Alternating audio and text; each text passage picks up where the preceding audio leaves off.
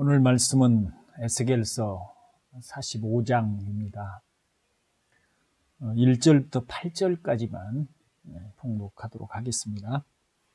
너희는 제비 뽑아 땅을 나누어 기업으로 삼을 때에 한 구역을 거룩한 땅으로 삼아 여호와께 예물로 드릴지니 그 길이는 25,000척이요 너비는 10,000척이라.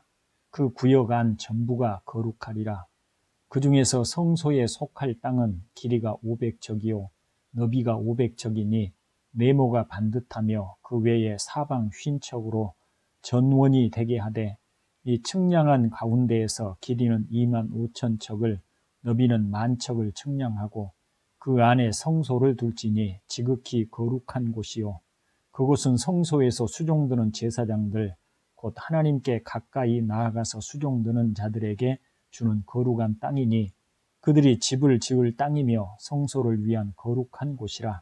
또 길이는 25,000척을 너비는 10,000척을 측량하여 성전에서 수종드는 레위 사람에게 돌려 그들의 거주지를 삼아 마을 20을 세우게 하고 구별한 거룩한 구역 옆에 너비는 5,000척을 길이는 25,000척을 측량하여 성읍의 기지로 삼아 이스라엘 온 족속에게 돌리고 드린 거룩한 구역과 성읍에 기지된 땅의 좌우편 곧 드린 거룩한 구역의 옆과 성읍의 기지 옆에 땅을 왕에게 돌리되 서쪽으로 향하여 서쪽 국경까지와 동쪽으로 향하여 동쪽 국경까지니 그 길이가 구역 하나와 서로 같을지니라.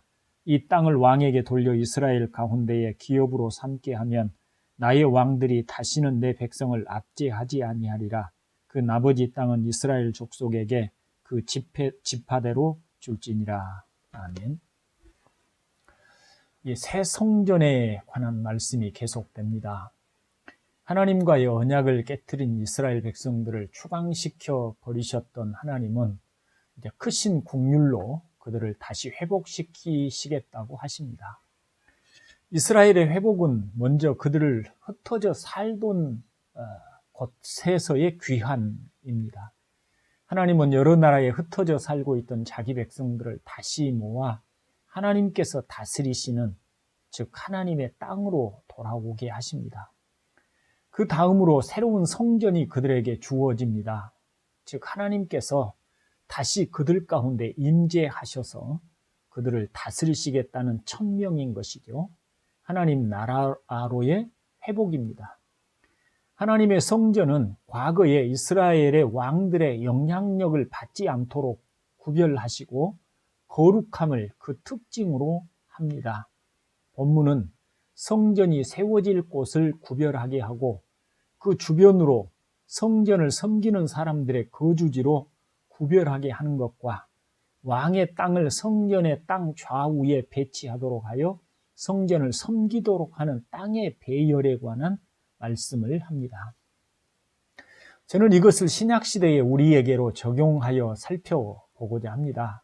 먼저 우리 심령의 중심에 하나님이 임재하시도록 구별하는 것입니다. 우리의 마음 가장 중심에 하나님의 보좌가 계시도록 하는 겁니다. 그분의 말씀과 뜻이 내 마음 가장 중심에 자리를 잡고 계셔서 그 말씀과 뜻으로 항상 나를 다스리시도록 합니다. 우리의 얼굴과 우리의 관심은 우리의 심령 중심에 좌정하신 하나님을 향하는 것입니다. 다음으로 그 주변으로 하나님을 섬기는 제사장들과 수종드는 사람들이 사는 곳으로 구별하는 것처럼 하나님을 예배하는 삶을 배치합니다. 날마다 아침이면 하루를 시작하기 전에 예배하고 말씀을 들으며 하루를 시작합니다. 주의 첫날인 주일이면 먼저 하나님을 예배하기 위해서 교회에 모여 예배하고 섬김으로 한 주간을 시작해 갑니다. 세 번째로 왕은 하나님의 뜻을 따라 백성을 예배를 돕고 백성을 다스리도록 하였습니다. 이는 우리의 삶의 구체적인 모습을 보여줍니다. 베드로는 우리를 가리켜 왕 같은 제사장이라고 하였습니다. 왕으로서의 주체적인 삶을 살지만 그러나 왕도 항상 하나님을 예배하고 하나님의 뜻을 따라 행합니다. 하루하루 일상의 삶을 살아가는 성도들이 하나님의 뜻을 따라 살아가는 원리인 것입니다. 이것이 신약시대, 성령의 시대의 성도의 삶이기를 바랍니다. 우리의 삶이 날마다 주님과 함께 주님을 노래하며 주님과 동행함이 행복이 되는 충만한 경험들이 쌓여가기를 주의 이름으로 축원을 드립니다.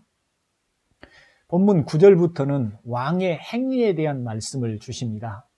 과거의 왕은 불의와 부정과 억압으로 백성을 다스렸기에 하나님께서 내치셨으니 이제 왕은 공의와 정의를 따라 백성을 다스려야 합니다. 과거의 왕은 성전도 자기의 영향 아래 두고자 하였으나 이제 왕은 백성들이 드린 예물을 구별하여 성전의 예배에 사용하도록 섬기는 일을 해야 합니다. 앞에서 베드로의 말을 따라 지금 우리는 성도 각각이 왕 같은 제사장입니다. 그러므로 본문의 왕에 대한 말씀은 곧 우리에게 주시는 말씀이 됩니다. 구원받은 성도의 삶은 멸망받을 세속의 삶과는 달라야 합니다. 세속의 사람들은 권력을 가지고 억압하고 부정과 불의로 자기의 이익을 취하고 대신에 고통받는 사람들의 눈물이 있게 마련입니다. 그러나 성도의 삶은 공의로워야 합니다. 정의로워야 합니다. 공적인 면에서의 부당함이 없는 공의와 개인적으로도 올바름이 그의 삶의 기둥이 되는 그런 정의로움이 성도의 삶이어야 합니다. 공의와 정의로움은 성도의 삶의 구체적인 현장에서 이루어져야 합니다. 본문의 공정한 저울, 공정한 에바, 공정한 밭은 시장에서 거래를 할 때 사용하는 도구들입니다. 누가 보지 않아도, 누가 간섭하지 않아도 성도의 삶은 올바라야 한다는 것입니다. 더 나아가서 성도의 삶은 받은 은혜를 따라 하나님께 예물로 영광을 돌려드려야 합니다. 본문 13절에 너희가 마땅히 드릴 예물이라고 말씀을 합니다. 하나님을 많이 사랑하는 사람은 하나님께 많은 것을 드리고 싶어 합니다. 하나님의 은혜를 많이 받은 사람은 하나님께 더 많은 것으로 감사를 하고 싶어 합니다. 예물 드림은 그의 신앙의 어떠함을 보여주는 척도입니다. 물론 거짓된 예물도 있겠으나 진심을 담은 예물은 그가 얼마나 하나님을 사랑하고 공경하는지를 보여줍니다. 교우 여러분, 하나님을 알고 믿는다면 머뭇거리지 않기를 바랍니다. 날마다 하나님을 중심으로 하는 신앙이 되기를 주의 이름으로 축원을 드립니다. 본문의 의미를 자세히 살펴보고 성도의 합당한 삶을 사시기를 다시 한번 주님의 이름으로 축원드립니다. 아멘. 기도 제목 드립니다. 첫째로 온 마음을 다해 하나님 중심으로 예배하며 살기를 위해서 기도합시다.